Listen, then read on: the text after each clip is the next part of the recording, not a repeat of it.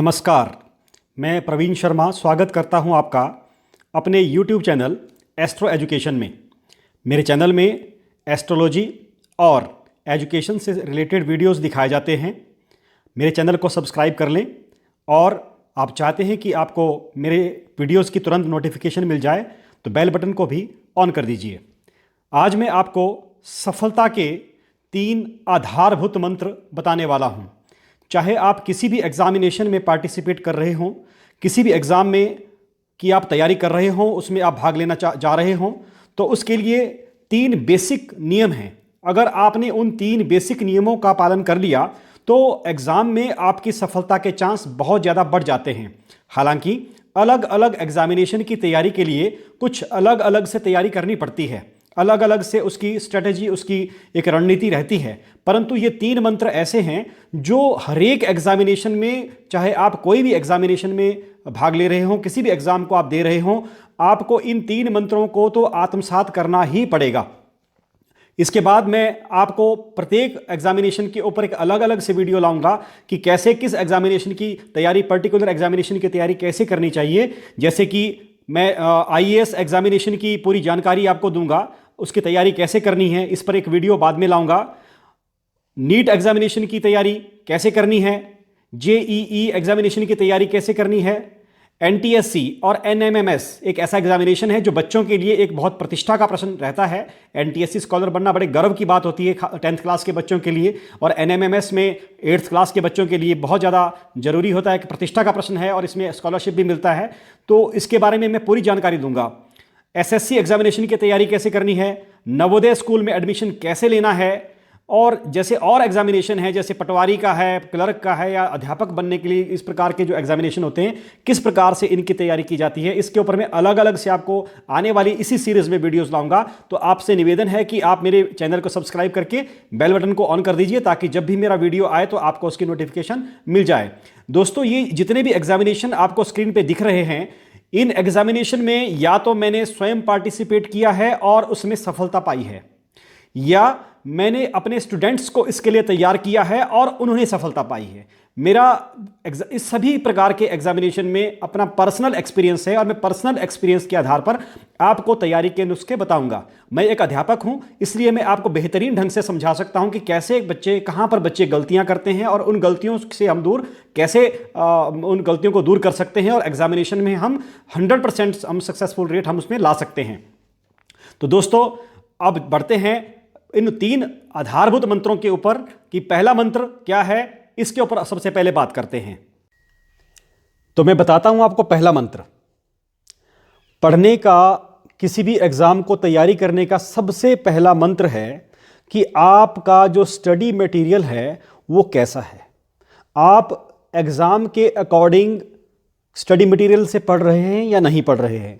जैसे मैं आपको एग्जांपल देता हूं कि जैसे मान लो कोई आईएएस से एग्ज़ाम की तैयारी कर रहा है या कोई किसी बहुत बड़े एग्ज़ाम की तैयारी कर रहा है और बाज़ार से एक क्रैश कोर्स वाली बुकलेट ले आता है कि आईएएस 1 महीने में बन जाएंगे, 6 महीने में इसको पढ़ेंगे तो आईएएस बन जाएंगे, या जनरल नॉलेज की एक बुक लेके आ जाएंगे और उससे तैयारी करना शुरू कर देंगे।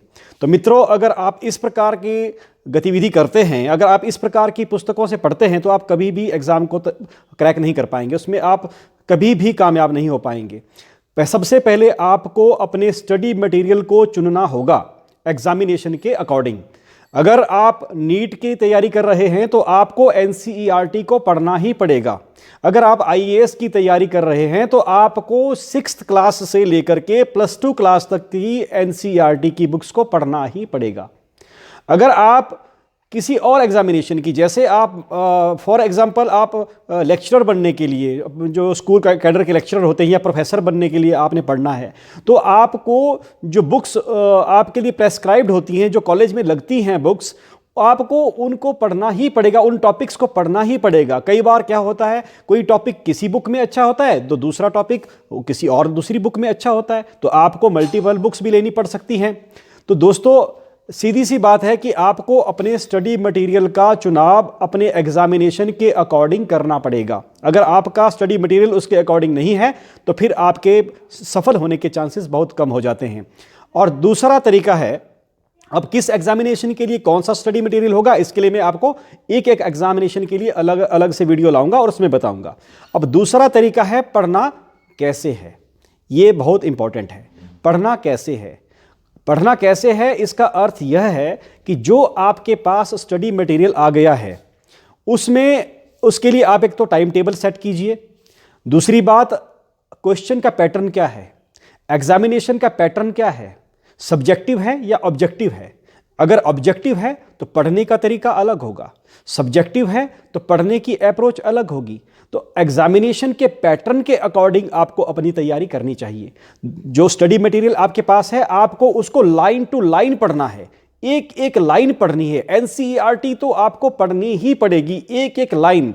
6th क्लास से लेकर के +2 क्लास तक की बुक्स को आपको पढ़ना ही पड़ेगा, जो आपकी जनरल स्टडीज़ के लिए काम आती हैं, जैसे आपकी हिस्ट्री है, ज्योग्राफी है, पॉलिटिकल साइंस है। इस प्रकार की बुक्स को आपको पढ़ना ही पड़ेगा और लाइन टू लाइन पढ़ना पड़ेगा।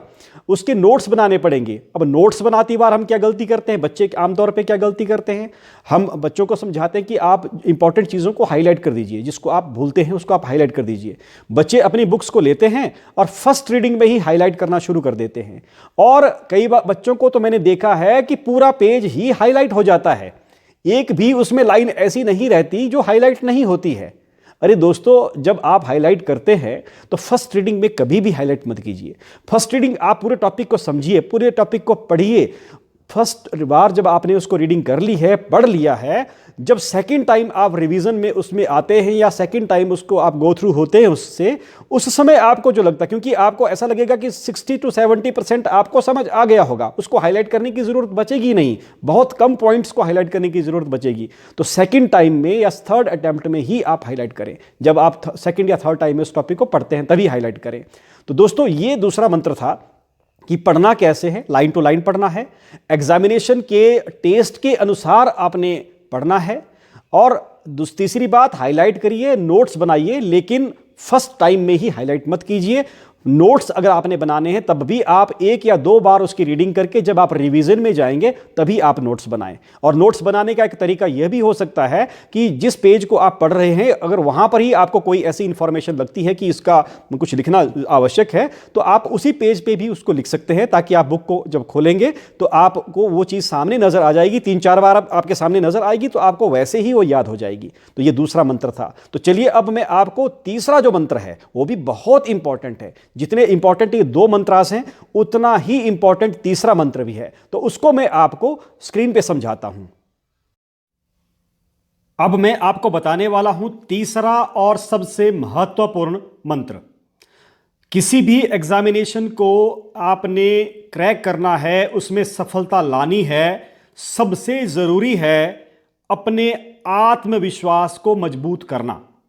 अगर आपका आत्मविश्वास मजबूत नहीं है, आपको अपने आप के ऊपर भरोसा नहीं है, तो भले ही आपको कितना ही ज्ञान हो, कितना ही आपने पढ़ रखा हो, कितना ही आपको आता हो, आप उस एग्जामिनेशन में गलती करके ही आएंगे और उसमें आप थोड़े थोड़े नंबरों से पीछे रह जाएंगे।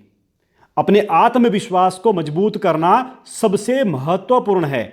और आत्मविश्वास को कैसे मजबूत किया जाए, प्रश्न तो अब यह उठता है। बच्चों को यह मालूम ही नहीं होता कि हम अपने आत्मविश्वास को कैसे मजबूत करें। कई सोचते हैं कि मैं 10 बार रिवाइज कर दूंगा, 10 बार रिवाइज कर दूंगा तो मेरा आत्मविश्वास और बढ़ जाएगा। लेकिन ऐसा नहीं होता। जितनी बार आप रिवाइज करेंगे उतना ही आपके ऊपर प्रेशर मेंटेन होगा और उतना ही प्रेशर में आप गलतियां ज्यादा करेंगे। तो मित्रों, अगर आपने अपने आत्मविश्वास को मजबूत करना है, इसके लिए आपको 3 काम करने पड़ेंगे। मैं आपको उन 3 कामों के बारे में बताता हूं। इन तीनों कामों में से या तो आप कोई एक काम रूटीन में पकड़ लें, या आप तीनों के तीनों को भी कर सकते हैं, जिससे आपको बहुत लाभ मिलेगा। तो सबसे पहला जो आप काम कर सकते हैं पढ़ाई के साथ साथ, अपने एग्जामिनेशन की तैयारी के साथ साथ, वो है स्पोर्ट्स या योगाभ्यास। एक रूटीन बना लें खेलने की, लेकिन स्पोर्ट्स मोबाइल गेम्स नहीं होना चाहिए या कोई कंप्यूटर गेम नहीं होना चाहिए। स्पोर्ट्स का मतलब है प्लेग्राउंड में खेलने वाला खेल।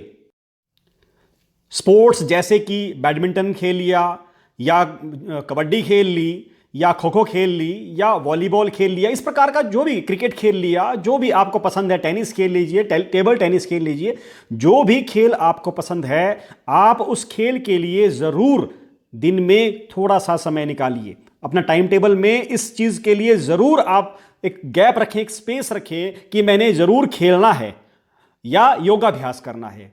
अगर आप खेलने के लिए आपके पास प्लेग्राउंड की सुविधा नहीं है तो आप योगाभ्यास कीजिए, छत पे चढ़ जाइए, आंगन में आ जाइए, अपने बगीचे में बैठ जाइए, कहीं पर भी आप डेली रूटीन बनाइए। 1 घंटा, आधा घंटा, जितना भी आप समय निकालते हैं सुबह शाम, वो योगाभ्यास कीजिए, प्राणायाम कीजिए। इससे आपका जो मस्तिष्क है, आपका माइंड है, फ्रेश हो जाएगा, एक नई स्फूर्ति आपके मन में आएगी। अब दूसरा मैं आपको तरीका बताता हूं जो अपने मन आत्मविश्वास को बढ़ाने वाला है, वो मेडिटेशन। मेडिटेशन करना एक साइंटिफिक क्रिया है। मेडिटेशन करने से हमारा मन एकाग्रचित्त होता है। मेडिटेशन करने से एक पॉजिटिव एनर्जी हमारी बॉडी में आती है, हमारा ऑरा, हमारा आभामंडल बहुत मजबूत होता है, स्ट्रांग होता है, और मेडिटेशन करने से आपका आत्मविश्वास बढ़ता है। ये प्रूव है, ये बिल्कुल प्रूवन है। मैंने अपनी जीवन का आपको उदाहरण दे सकता हूं। मैंने अपने जीवन में इस चीज़ को फील किया है, महसूस किया है, और मैं अपने बच्चों को, अपने स्टूडेंट्स को बताता हूं कि आपको मेडिटेशन करनी है। मेडिटेशन कैसे करनी है, इसके लिए मैंने एक वीडियो पहले बना रखा है, आप वहां से देख लें कि आप कैसे मेडिटेशन कर सकते हैं। और तीसरा तरीका दोस्तों, इस तरीके के ऊपर हालांकि कई व्यक्ति ऐसे हैं जो हो सकता है कि माने कि हम इस पर विश्वास नहीं करते, लेकिन मैं आपको 100% गारंटी के साथ कहता हूं कि यह तरीका बहुत ही पावरफुल है। इवन जो तरीके दो मैंने आपको बताए हैं, इनसे भी ज्यादा पावरफुल है। और वो तरीका है अपने योग कारक अर्थात शुभ ग्रहों को बलवान बनाना और मारक अर्थात अशुभ ग्रहों को अपने पक्ष में करना। आपकी जन्म कुंडली के अनुसार, आपकी जन्म कुंडली में जिस प्रकार के ग्रह बैठे हैं, उनसे किसी विद्वान ज्योतिषाचार्य से, ज्योतिषी से आप अपने ग्रहों को दिखाइए, अपनी कुंडली का विवेचन करवाइए, और मारक और योग कारक ग्रहों का आप उसमें लिस्ट बनाइए, और आजकल कौन सी दशा, महादशा, अंतरदशा आपको चली है उसके बारे में जानकारी लीजिए और उसके अकॉर्डिंग उपाय कीजिए। या तो रत्न पहनिए या तो बीज मंत्रों का जाप कीजिए। देखिए, कुछ एक लोग पूजा पाठ हवन वगैरह करवाते हैं, वो मैं नहीं कहता कि वो गलत बात है, वो बात भी अपनी जगह पर ठीक है। परंतु यदि आपने एग्जामिनेशन में सफलता लेनी है, हवन पाठ आपने करवाना है, वो करवाते रहिए, मैं उस पर नहीं जाऊंगा, परंतु आपको अपने आप बीज मंत्रों का जाप करना पड़ेगा। वो क्यों? क्योंकि वो भी एक मेडिटेशन की ही तरह काम करता है और आप में एक पॉजिटिव एनर्जी आती है। इसलिए अपने योग कारक और मारक ग्रहों के बारे में जानिए और उन बीज मंत्रों का जाप कीजिए। इवन मैं तो ये भी आपको सलाह देता हूं कि अपनी जन्म कुंडली के विश्लेषण के अनुसार आपके जिस भी विषय को, जिस भी व्यवसाय को आप चुनना चाहते हैं, डॉक्टर बनना चाहते हैं, आईएएस बनना चाहते हैं, इंजीनियर बनना चाहते हैं, वकील बनना चाहते हैं, उसके अकॉर्डिंग अपने ग्रहों की स्थिति को जन्म कुंडली में देखिए, और अगर उसमें कोई समस्या है भी तो आप उसके उपाय कीजिए, बीज मंत्रों का जाप स्वयं कीजिए।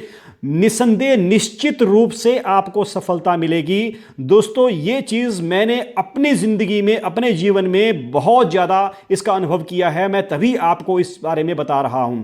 ये एक साइंटिफिक क्रिया है। इसको आप किसी धर्म से मत जोड़िए। देखिए, जिस चीज, ऐसी बहुत सारी चीजें हैं, अगर आज से 500 वर्ष पहले हम उनके बारे में बात करते तो लोग ये कहते कि ये चीजें तो है ही नहीं, ये व्यक्ति तो पागल है। जैसे मैं कहूं कि 500 वर्ष पहले कोई कहता कि इलेक्ट्रॉन, प्रोटॉन या न्यूक्लियस नाम की कोई चीज होती है तो सारे उसका मजाक बनाते कि ये तो पागल हो गया है। परंतु आज की डेट में ये कॉमन है क्योंकि आज उनके बारे में हम जानते हैं। वैसे ही ये जो एस्ट्रोलॉजी है, इसमें बहुत सारी चीज़ें ऐसी हैं जिनके बारे में हमारे महर्षियों ने वर्षों पूर्व बता रखा है, लेकिन आज की डेट में हम उनके बारे में रिसर्च नहीं हो पाया है और हम बच्चों को, अपने जनरेशन को नहीं बता पा रहे हैं, जिसके कारण उनको लगता है कि ये सब झूठ है। अरे भाई, जिस चीज़ को हम नहीं जानते हैं उसके बारे में हम झूठ कैसे कह सकते हैं? वो चीज़ एग्जिस्ट करती है, परंतु फर्क ये है कि हम उसके बारे में जानते नहीं हैं। 500 वर्ष पहले भी इलेक्ट्रॉन था, परंतु उसके बारे में हम जानते नहीं थे। दोस्तों, अपनी जन्म कुंडली का विश्लेषण करवा करके अपने योग कारक मारक ग्रहों की पहचान कीजिए अपने विषय से संबंधित, व्यवसाय से संबंधित ग्रहों की पहचान कीजिए और उनको पावरफुल बनाइए। अगर कोई ग्रह आपका योग कारक है उसको ज़्यादा पावरफुल बनाइए, अगर कोई मारक है उसको अपने पक्ष में कीजिए। उसको पक्ष में करने का, पावरफुल बनाने के बहुत सारे तरीके होते हैं जो आपको कोई भी विद्वान ज्योतिषी बता देगा।